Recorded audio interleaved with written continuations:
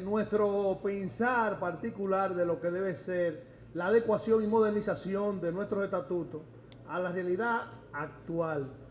Pero antes de ello quiero compartir con ustedes algo que vi ayer en mi navegación por las redes, que colgó el afamado escritor brasileño que ha publicado más de 100 títulos en 20 idiomas, Paulo Coelho, en su cuenta de Twitter, @PaoloCoelho, que dice lo siguiente: tenemos dos opciones en la vida.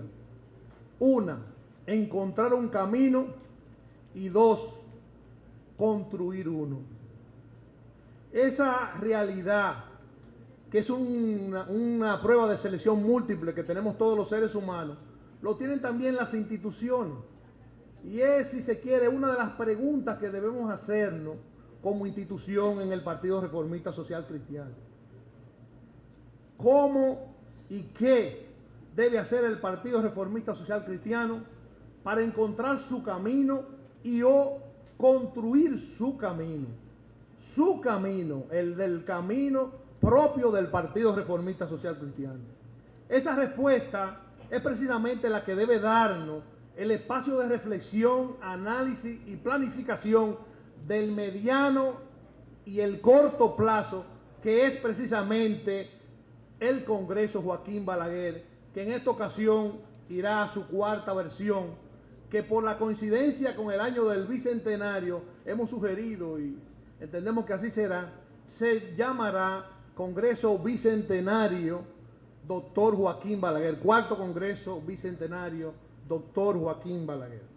Sin embargo, hoy quiero iniciar mis palabras sugiriendo a este precongreso de la región este 3 mandamientos en la búsqueda de esa respuesta, de cuál es el camino, cómo encontraremos nuestro camino o cómo construiremos nuestro camino. El primero de estos 3 mandamientos es encarar positivamente todas las situaciones. Encarar con positivismo las situaciones que tenemos por delante, enfrente. Eso lo grafica muy bien el doctor Marino Berigüete en el PRCC positivo. O sea, positivarnos, ver las cosas con una óptica, no ver el vaso medio vacío, sino medio lleno, como decía de Martino. El segundo mandamiento, no ver el problema, sino buscar las soluciones. Eso significa dejar de rumiar las frustraciones y amarguras, los fracasos, y empezar a tejer y a construir nuestros sueños y éxitos por venir. El tercer mandamiento en la búsqueda de esa respuesta que sugerimos es ser siempre estimulantes y afectivos, o sea, hacer del Partido Reformista una familia con sentimientos y objetivos colectivos. Sentimientos y objetivos colectivos, subordinando siempre nuestras aspiraciones individuales, legítimas, sanas, naturales, al interés supremo colectivo, de una familia que se llama Partido Reformista Social Cristiano, que nos llamamos compatriotas y que estamos orgullosos de ser reformistas, discípulos del doctor Joaquín Balaguer.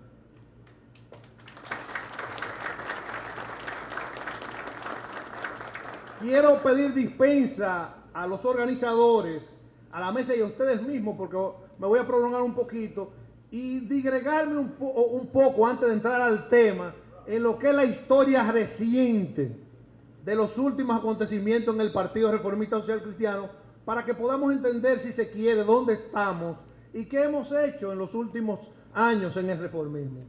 En diciembre del 2008, después de la debacle electoral de ese mismo año, el Partido Reformista cayó a la condición de partido minoritario. O sea, perdimos el financiamiento que le corresponde a los partidos por parte del Estado y fuimos a la categoría de partido minoritario. Se inició en diciembre del 2008 un proceso de acercamiento y reunificación con los sectores tradicionales del partido. Se hicieron varias reuniones, encuentros, almuerzos en diferentes puntos y empezamos a construir un ambiente de armonía que devino a fines vino en el 2009, en junio del 2009, en una modificación a los estatutos, y después de ella, en agosto del 2009, en la escogencia de las actuales autoridades que prestamos juramento y asumimos en octubre del 2009. ¿Qué ha pasado desde esa fecha hasta esta parte? Desde octubre del 2009, cuando juramos, después de ese proceso de reunificación, de acercamiento y esa cosa que permitió el reingreso de una serie de importantes dirigentes que habían hecho acuerdos particulares con otras fuerzas y vinieron a ser parte de nuestra directiva. Bueno, recuperamos nuestra condición de partido mayoritario. Hoy somos un partido mayoritario del sistema en las elecciones congresionales y municipales del 2010. B, celebramos un extraordinario congreso en el 2012, el tercer congreso Joaquín Balaguer, que tuvo como resultante 2 decálogos, un decálogo país y un decálogo partido. C, ante la imposibilidad de poder conformar una propuesta electoral propia, compitiendo, con posibilidad de competir o de garantizar que se produciría un escenario de segunda vuelta, el 19 de febrero del 2012 suscribimos de manera institucional y guardando y respetando el estatuto un acuerdo electoral con base programática con el Partido de la Liberación Dominicana para postular en nuestra boleta en la casilla 3 al licenciado Danilo Medina y a la doctora Margarita Cedeño de Fernández, lo que motivó, y todos lo sabemos, un desprendimiento de casi el 40% de nuestra estructura organizacional. Más o menos el 40% no acató lo que decidió institucionalmente y de manera estatutaria, acogiendo el estatuto, el partido. El 20 de mayo, que es lo que acaba de analizar él. ¿Qué pasó el 20 de mayo del 2012? Después de una novedosa campaña electoral, reconocida nacional e internacionalmente, los votos colorados, número 3, fueron la razón y la causa. Oigan bien, la razón y la causa del triunfo en primera vuelta de Danilo. No fuimos solamente determinantes, sino decisivos al sumar 260,000 votos, casi el 6% de lo que permitió a la vez continuar siendo un partido mayoritario, uno de los 3 partidos mayoritarios. En enero del 2013, o sea, el mes pasado, una encuesta de reputado nombre publicó que la 3/4 parte de los electores, o de la población más bien, de la población dominicana, al ser cuestionada de la valoración del gobierno, opinó favorablemente. El 80% aprueba la gestión de Danilo Medina y por lo tanto, de alguna manera, la decisión del 19 de febrero del Partido Reformista Social Cristiano. Por eso nosotros podemos decir con mucho orgullo y sin tapujos que el tiempo nos dio la razón a lo que acatamos la decisión institucional del Partido Reformista Social Cristiano del 19 de febrero. En ese tiempo no fue todo perfecto, pero el pasado es irreparable y ahora no nos toca, como dijimos hace un momentico, rumiar lo que pasó, sino trazar los retos hacia el porvenir. ¿Qué hacer hoy y ahora, en febrero de 2013, de cara al porvenir? Bueno, profundizar el proceso de reunificación que se inició en el 2008, en diciembre del 2008, incorporando las nuevas generaciones, los jóvenes, las mujeres, conectando mejor con la sociedad y sobre todo fortaleciendo nuestro régimen de disciplina interna. Eso es lo que nos corresponde ahora. ¿Cómo hacerlo? El primer paso para hacer lo que tenemos que hacer ahora es precisamente la revisión sabia de nuestra base legal, de nuestro reglamento interno, que son nuestros estatutos, que son las normas que nos guían, lo que garantizan la convivencia armónica de los que decidimos ser reformistas social cristianos y presentamos juramento y nos organizamos en este partido. Sobre eso nos corresponde hablar. ¿Cuál es el primer lineamiento para la revisión exhaustiva de nuestros estatutos, los estatutos del 28 de junio del 2009. El primero tiene que ver con un principio jurídico, que es el principio de la jerarquía de la norma, que establece que la norma superior está por encima de las normas inferiores. O sea que todo debe sujetarse a la norma superior. La norma superior es la Constitución de la República. Esta Constitución, que posterior al estatuto, es del 26 de enero del 2010. Aquí tenemos una de las personas que trabajó más y tuvo mayores responsabilidades en la construcción de esa Constitución, el abogado y constitucionalista y el legislador Fran Martínez. Entonces nos toca a nosotros, en principio, hacer consistente nuestro estatuto con las normas constitucionales. No es que queramos, es que tenemos que hacerlo. Nos lo ha solicitado la Junta desde el mismo 2010. Nos remitió una correspondencia, no a nosotros, sino a todos los partidos, de que adecuaran sus estatutos internos a la nueva Constitución. Pero también nos lo ordenan en cierta forma dos sentencias que hemos recibido del Tribunal Superior Electoral, en la que consideran, después de un recurso en control difuso de ciudadanos, que artículos de nuestro estatuto son constitucionales porque violan el derecho fundamental del debido proceso que tienen todos los ciudadanos y que deben garantizarlo los partidos políticos a sus miembros. Debemos garantizar el derecho al debido proceso, entre muchas otras cosas.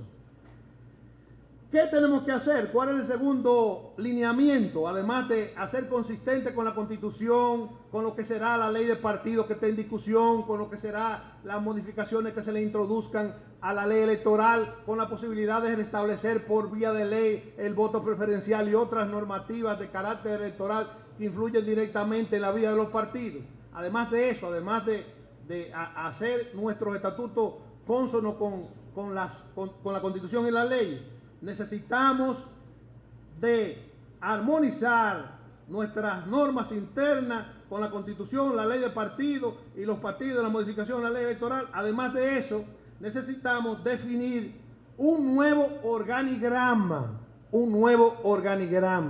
una nueva estructura de órganos y organismos al interno del partido. Que no vamos a entrar en detalle de lo que nosotros entendemos que debe ser. Ustedes habrán en las discusiones de las mesas establecer y pensar. ¿Qué ustedes tienen que presentarse? ¿Debe el Partido Reformista seguir teniendo un directorio central ejecutivo? Además de un directorio central ejecutivo, una comisión ejecutiva. Además de la comisión ejecutiva, un directorio, una comisión política nacional. Además de eso, una comisión presidencial permanente, más todos los otros órganos. ¿Debe seguir eso? ¿Cuáles deben permanecer, cuáles no? ¿Cuál debe ser el tamaño de esos órganos? ¿Cómo deben estar integrados? ¿Cuál debe ser la correlación geográfica? ¿Qué participación tiene que tener en función de la población cada provincia, cada municipio, cada distrito municipal? ¿Qué participación tiene que tener los géneros, mujeres, hombres? ¿Qué participación tiene que tener los estratos generacionales, los diferentes estratos generacionales en función de la realidad poblacional de hoy? Esas son las preguntas que tenemos que ir definiendo. Ese organigrama, además, debe producir un partido que esté mejor articulado, o sea, estructuras que sean mejor articuladas, más eficiente en su accionar, más conectada y vinculada con la sociedad y los votantes, del tamaño adecuado, que lo hablamos hace un momentito, más representativo y bien proporcionado, geográfica, de género, de estrato generacional, etcétera. Más adecuado a la nomenclatura, o sea, una nomenclatura más adecuada. A veces tenemos nombres que son repetitivos, que coinciden con otros partidos, que nos confunde. Quizás deberíamos revisar la nomenclatura. El organigrama debe ser también vertical, simple y piramidal. O sea que con una que empiece de arriba hacia abajo, vertical, y el esquema piramidal que ha sido el más funcional en todas las estructuras organizativas. Abierto, fácil de fácil inserción en los organismos de base y núcleos sociales. Que establezcamos a lo interno de los órganos lo que es el sentimiento y la acción de colegiatura funcional. Y voy a hablar un poquito de eso, porque creo que eso es lo que más nos hace falta. Una colegiatura funcional es el poder generar un espíritu de grupo, de familia, como decía hace un momentito, a través de reunir los órganos, de tomar decisiones en base a la discusión por mayoría al interno y de comunicarlas de manera colectiva y acatarla, aun cuando no le favorecen de manera particular. Eso es lo que ha dado resultados en el partidarismo dominicano de hoy. Si yo le preguntase a cualquiera de ustedes cuál es el partido más eficiente de los últimos tiempos de la República Dominicana, yo sé que todos van a responder que el Partido de la Liberación Dominicana, el PLD, porque ha logrado ganar una cantidad enorme de elecciones, inclusive muchas de ellas, con excepción de la del 96, en primera vuelta, y se ha logrado agenciar el respaldo de muchísimos partidos, inclusive nosotros, en los últimos 2 procesos electorales. ¿Cuál es la grandeza y la diferencia del PLD con los otros 2 partidos mayoritarios? Partido Revolucionario Dominicano y Partido Reformista Social Cristiano, que ellos tienen en su cúpula una colegiatura funcional que se llama Comisión Política, que ellos han resumido un nombre que han hecho popular, se llama CP. El CP se reúne casi siempre los lunes, la mayoría de las veces en la noche, con el mismo cuadro de fondo, unos rombos azules y amarillos, y se trancan a discutir. Muchas veces dicen de todo, pero nadie lo sabe entre ellos, y anuncian decisiones colectivas. La mayoría de las veces los anuncios de las decisiones, para darle preeminencia por encima de las titularidades de los presidentes, secretarios generales, secretarios de organización y otros funcionarios, la anuncia un encargado de prensa que la lee, Héctor Olivo, para que se diga que es el CP que dijo y que es una decisión de todos. Él la lee, manda la nota, Héctor Olivo dice lo que dijo el CP. Es el que anuncia la mayoría de las veces. Nosotros tenemos que replicar en todos los niveles acciones de esa naturaleza, que empiecen a generar ese sentimiento colectivo, esa colegiatura, y para que hacia abajo todo el mundo pueda sentir esa consistencia. En el PRD eso no se da, y en el Partido Reformista tampoco podemos decir, se ha dado por momentos, otras veces, pero no ha sido una constante, no hemos asimilado esa realidad. Balaguer en vida trató de hacerlo, hizo la comisión de los 50, pero ninguno le creímos y seguimos jugando al individualismo, y bien que mal hemos subsistido hasta ahora. Pero de las cosas que tiene que establecer el estatuto es establecer ese espíritu de colegiatura funcional, que repliquemos lo bueno de esa organización que ha sido tan exitosa. Otro lineamiento para la modificación del estatuto: corregir la incongruencia, duplicaciones y contradicciones que existen al interior del estatuto. El estatuto es un estatuto bastante grande, debería ser de mucho menos páginas, tiene muchísimas repeticiones, contradicciones, duplicidad entre las funciones de los diferentes órganos y organismos, y hay muchísimos errores de todo tipo. Se hizo, si se quiere, con mucha presión, por lo que le dije, fue un proceso apretado de diciembre del 2008 a junio de 2009, y se está buscando una salida, y hay muchas cosas que se establecieron a modo de transición para poder permitir la reinserción y ese tipo de cosas. Hay que eliminar todas esas incongruencias, esas inconsistencias, esas duplicidades, esas contradicciones que existen al interior del estatuto. Tenemos que modernizar y simplificar el estatuto, o sea, modernizarlo, que sea como los estatutos de la mayoría de los partidos, un documento de menos páginas, más directo, de más simple comprensión, y para que sea de dominio popular, que todo el reformista, desde el más alto hasta el más humilde, lo domine, se lo sepa y pueda reclamar su derecho, pueda conocer la estructura, pueda saber cuáles son sus deberes también. Hay que hacer nuestras estructuras más democráticas y participativas. O sea, nosotros necesitamos, y fuimos los pioneros en eso, que nuevamente, en las direcciones municipales, los cargos, los frentes, se elijan a través de una competencia democrática, donde sean las bases del partido, después de estructurada desde cero, las que decidan quién conduce, para consolidar los liderazgos. No que todos los cargos se llenen en una asamblea de 1.500 personas, o de 1.000, de 700, que es lo que el quórum que generalmente asiste, 800 personas. Tenemos que democratizar, y eso hay que establecer un estatuto, o sea, promover el fortalecimiento de la democracia participativa, que es el nuevo nombre de la democracia de hoy. Es participativa, la participación. No es representativa, es participativa, porque el representante no puede ya desvincularse del representado. O sea, el que representa a la mayoría, después de haber sido elegido, tiene que mantener una comunión con su origen, que fueron los que lo votaron, los que lo eligieron. Tenemos también que establecer mecanismos que fortalezcan la meritocracia, la rendición de cuentas y la fiscalización. ¿Qué es meritocracia? Bueno, que los ascensos se produzcan en base al trabajo. Al trabajo, no al amiguismo, no a la lealtad ciega, sino al esfuerzo. La rendición de cuentas, que usted tenga que decir lo que usted hizo. Usted quiere que el partido le dé recursos, pero después no aparecen los recibos y el partido tiene un problema con la Cámara de Cuentas, una cosa, porque usted no rinde cuenta, ni usted se lo entrega al tesorero de su órgano, usted lo quiere manejar usted. Y ese tipo de cosas, tenemos que, la rendición de cuentas, no solamente, oigan bien, no solamente en la parte de los manejos de los recursos, que es muy necesario, sino en los trabajos políticos. En los trabajos políticos, la seriedad en los trabajos políticos. Si tenemos que hacer un organismo, no es vaciar de un padrón, una lista de nombres y llevar a la capital. Aquí yo hice 100 en su directorio, pero usted no se ha reunido con nadie. Usted se sentó con un lapicero a llenar formularios.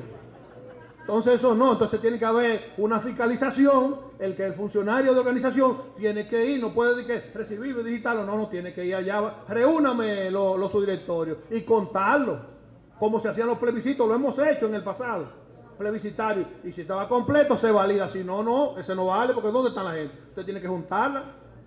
Entonces tiene que haber meritocracia que se asciende en función del esfuerzo, del trabajo. Tiene que haber rendición de cuentas y los funcionarios que resulten tienen que fiscalizar.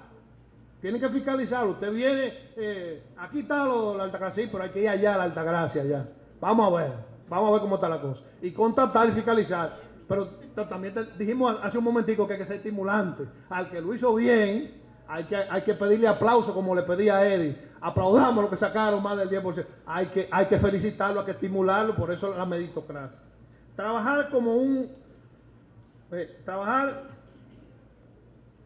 trabajo sea la vía de ascenso, un partido de líderes locales, regionales, nacionales e internacionales, un partido de resultados, de planificación, evaluación y fiscalización, de dirigentes con gente, con voto, dirigentes con gente, con voto. Dirigente es una palabra compuesta, dirigir gente. Entonces, el que se quiera llamar dirigente, bueno, por lo menos tiene que dirigir los que están en su casa. A veces tenemos dirigentes que dicen, no, porque la mujer mía está con otro partido. Entonces tú vas a la casa y dices, otra foto. No, es la mujer mía que está. Pero ¿cómo que usted es dirigente si usted no ha convencido a la que duerme con usted en la cama? Ay, ¿cómo que su hijo es del PLD entonces? ¿Y cómo es eso? Si usted no dirige en su propia casa, ¿dónde usted va a dirigir? Entonces son los dirigentes. Dirigente, dirigir gente, eso no se puede. Entonces, dirigentes que tengan gente. Entonces, capacitación y formación. Capacitación y formación. Tenemos que hacer crecer nuestros dirigentes, nuestros cuadros, formarlos, entrenarlos al nuevo orden. Yo hace poco era un neófito en el tema de las redes sociales. Yo no sabía lo que era nada de eso de Twitter. Hoy empecé yo hablando de Twitter porque me metí a eso. Porque eso es lo que está, entonces tenemos que ponernos hay que capacitar a los dirigentes en todos los temas para que puedan hacer mejor labor de comunicación, de representación, de captación de personas por el partido. Hay que capacitar y formar nuestros dirigentes. El otro lineamiento, uno de los más importantes que tenemos y que es fundamental y clave para tener un partido y que es de la clave del éxito del partido que ha logrado más triunfo electoral en los últimos tiempos, que el fortalecimiento del régimen disciplinario es indispensable para que un partido crezca, se consolide, tener un régimen disciplinario fuerte. ¿Cómo se construye un régimen disciplinario fuerte? Predicando con el ejemplo. Y don Carlos ponía los ejemplos de dos grandes dominicanos. Para mí, los dos más grandes. Juan Pablo Duarte, el padre de la patria, el fundador de los trinitarios, el que concibió esta patria y por el que nos llamamos dominicanos, y el que nos legó al Partido Reformista Social Cristiano, el doctor Joaquín Balaguer.